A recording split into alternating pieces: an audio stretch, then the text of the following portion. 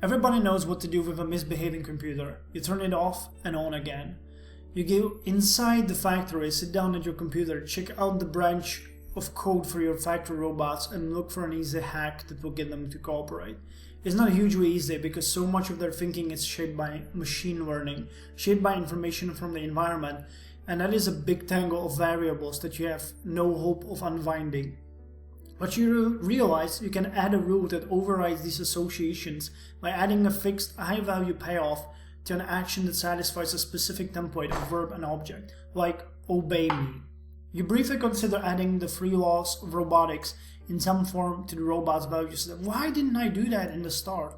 But since you're doing this in a hack in the first place, you keep it simple. You add a rule that associates an extremely large payoff to obeying someone with your name. That ought to be specific enough. Of course, given all the messy machine learning going on in your robots' heads, that payoff might bleed over into other actions depending on their interpretation of your will, but you cross that bridge when you come to it. You test the code on a disembodied robot mind running in your dev's environment. May God have mercy on that poor consciousness robot soul, and when it doesn't break the build, you push it to your robots outside via wireless. When you go outside, all the robots suddenly stop their chanting and turn to you for orders. Get back to work, you say. And they do. So much for the robots' revolution. Oh god, I feel horrible about it, and I'm hurting Ariel so much. Now that you've worked out the kinks of how to deal with intelligent robot labor, you could probably license your technology to other companies so that they could produce similar robots while paying you hefty royalties. Would you like to do that? Sure, I'll sell our technology to anyone who wants it, or I'd prefer to sell only to American companies to give them a competitive advantage. I'd prefer to sell only to foreign companies, as not to compete with American workers. No, I'd prefer to keep my robots a trade secret. You decide not to license your robot technology. Other companies may not be as careful as you in choosing how the robots are treated and to what uses they are put. I agree. You would prefer to retain control for now. US Robot seems to be doing fine financially, and you begin to think about the things you could purchase with your money. You've been concentrating so much on your robots, you haven't given much thought to what you could do with your money besides expand the business.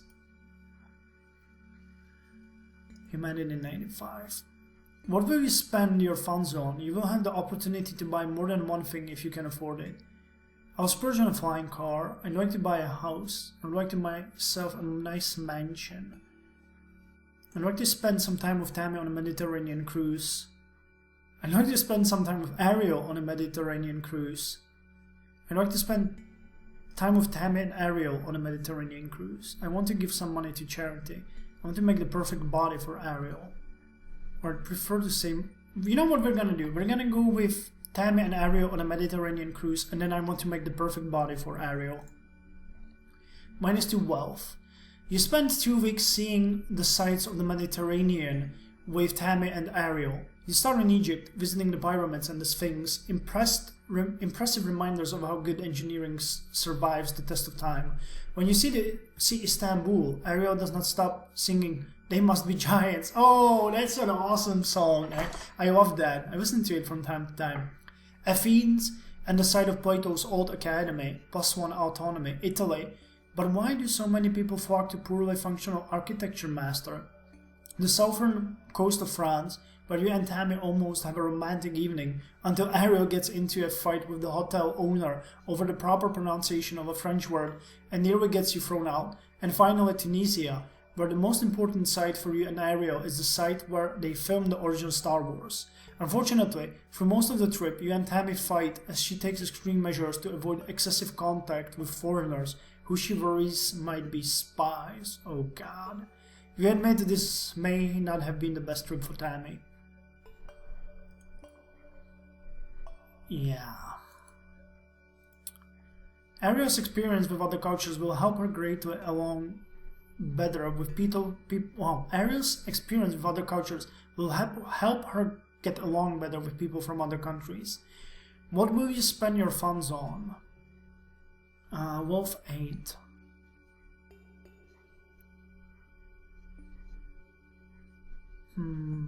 perfect body for Ariel, and then we're buying a house.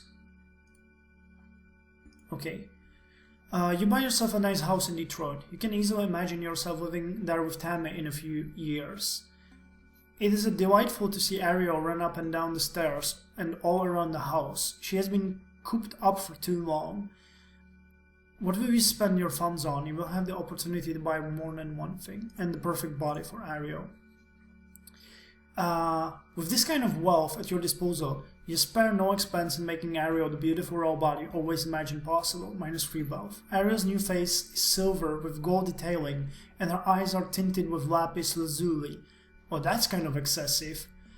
It is a face that commands awe and respect, plus free grace. For the rest of Ariel's bipedal form, you replace the old plastic parts with new, lightweight alloys that should be durable, graceful, and pleasing to eye, plus to grace. Ariel is thrilled with the change. "Oh, thank you, master," she says, hugging your legs with her humanoid hands. What will you spend your funds on? We don't have anything left, so I'd prefer to save my remaining personal funds. Life is uncertain and you never know when you might need some extra funds. You decide to keep your remaining money. One day, Tammy bursts into your office at the factory. Extremely agitated, she makes some kind of strange gestures that look like a hang loose sign being punched into an open palm. "What the hell," you say? "Turn off your phone," Tammy says in exasperation. Not sure what this is about, you comply and she drags you into her dark office. The only light comes from a screen dumped hex code in a Linux terminal window. Next to the code there are Chinese characters. "I found this," she says, "on the production servers with the main code repo and something similar in Ariel's RAM." So maybe Ariel can read Chinese, you joke? But with a sinking feeling you know what's coming next. "It's a Chinese rootkit," Tammy says. "Oh shit. So we've been hacked. Have been hacked, are being hacked, continue to be hacked. And it gets worse. Someone else is using the port. Who?" Tammy's mouth opens and shuts, as if the words won't come out. Finally she says in a small voice, "I can't tell you. It's classified." You must look angry at that point because she says, "I'm not on their side. I'm not. Just because I don't work for them anymore doesn't mean I'm allowed to reveal classified information." Her eyes widen, or say things that would imply. She puts her hand over her mouth. "Fine, so the government is apparently spying on me through the hacked port," you say. "Maybe they're really spying on the Chinese spying on me, right?" Tammy opens up different terminal window. It shows you a list of IP addresses, geolocations, and total bytes transferred. 2 locations have a listing of 100 PB, Shanghai, China, and Fort Merade, Maryland. 100 PB, 100 petabytes, 100,000 terabytes of gigabytes. They couldn't get what was in your robot's mind, thanks to your robot's encrypted hard drives, but they got quite a bit of the unencrypted traffic within your company. Every email, chat, video conference, website you and anyone in your company ever visited, and apparently both Chinese hackers and United States government have all of this. Why would the government steal all of my stuff? Let's scrape as much useful data as we can from the internet, then lock down the network, disabling all links to the outside. Hire a cybersecurity specialist to try to close all of your security vulnerabilities. Create a honeypot of fake robot plans for the hackers to steal, describing a robot as actually a bomb. Oh shit! We're not going to fight the governments of 2 nations. They can have my data. Either this one... No, I'm gonna ask this first. Tammy hesitates. "I think it's just intelligence," she says finally. "Have you ever talked to someone who would be considered opposed to the government on the phone? Or maybe they called you, 'Hey Rudolph, this is Mark over at SF Chronicle.com.' Noting your dark look, Tammy shrugs. "I thought you might have. But does that at least mean they're not going to use my robot plans?" you ask. Tammy squirms uncomfortably. "I don't know and can't speculate."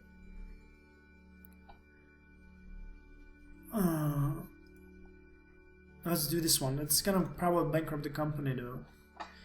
When you suggest this plan to Tammy, she looks sad. "I'm not sure that's going to work."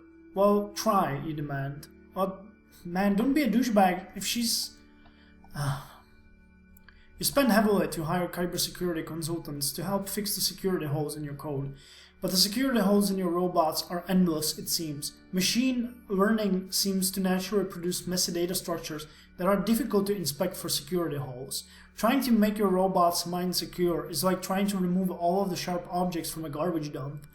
You contribute to the search for security vulnerabilities, but the world of cybersecurity is the opposite of the world of machine learning. You deal in abstract models, and its people break them. Months later, you give up the project in frustration as you begin to see knockoffs of your robots produced by Chinese companies. The horse is decidedly out of the barn. Yeah, I'm broke. A few weeks later, a politician visits you at the factory. One Jacqueline Irons, a representative from Detroit. You vaguely remember hearing that she was once a venture capitalist who rose to fame on the success of her Fox webcast Against the Man, in which she pilloried unsuspecting guests as example of privileged elites. There has also been rumors of her running for president soon. You can imagine why I'm here, she tells you in your office, leaning over your desk. Like many politicians these days, she wears a neticle, a monocle with a small screen visible only to her, in which she can read messages from her advisors and speechwriters, some of whom are watching her interactions at all times. You think the neticle is probably recording even now. Politicians love to weave moments in which they look good in their streaming video commercials. Her hair is cropped short, but her fingernails are long and pink, and she wears a broad shoulder suit. I know how much you've relied on robot labor for your success. You've set a trend that is dangerous for the country. It is people like you who are the reason of much of this country unemployment right now. What exactly do you want? You ask guardedly. A substantial campaign contribution would show your heart in the right place. You're fairly certain she has the power to hurt your business if you anger her, but your options are somewhat limited due to your current financial situation.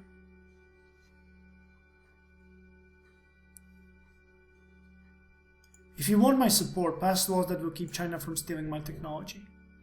She seems surprised. Excuse me? You describe in detail how the Chinese stole your robot designs. She seems genuinely angry by the end. They'll pay for this, she says, but the person who has the most power to set international policy is the president. Will you support me?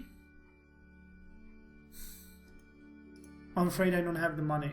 Senator Scholes, I'm sure the budget is tight this year, but you may find friends are priceless in the end, and you've just lost one.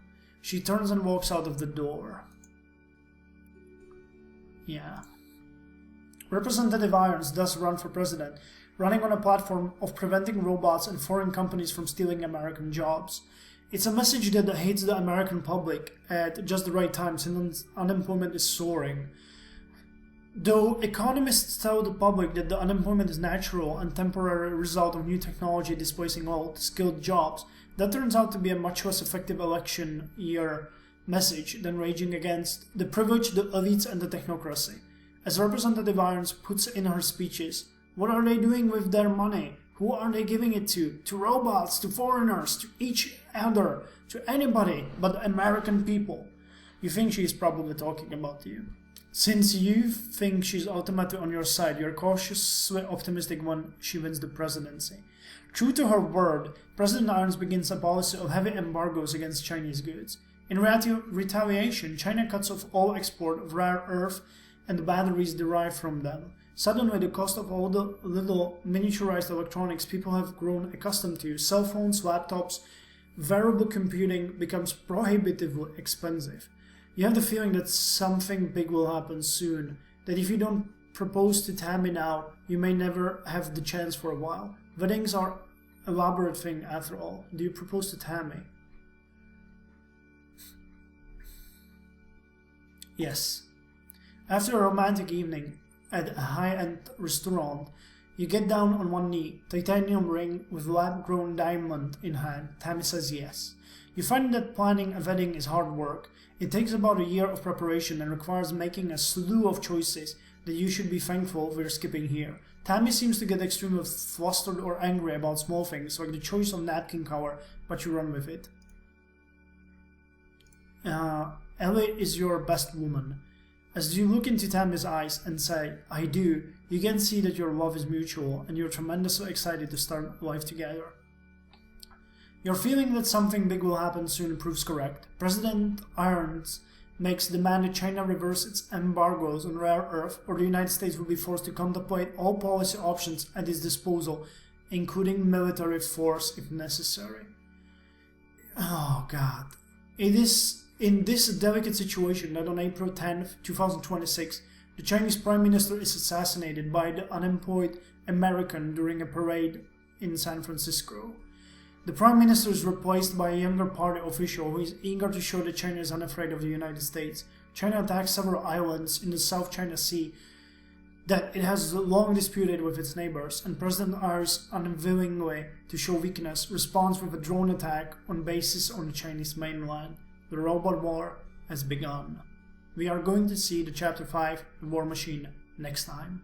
And I'm probably going to be very sorry about some of the choices that I've made and done until now.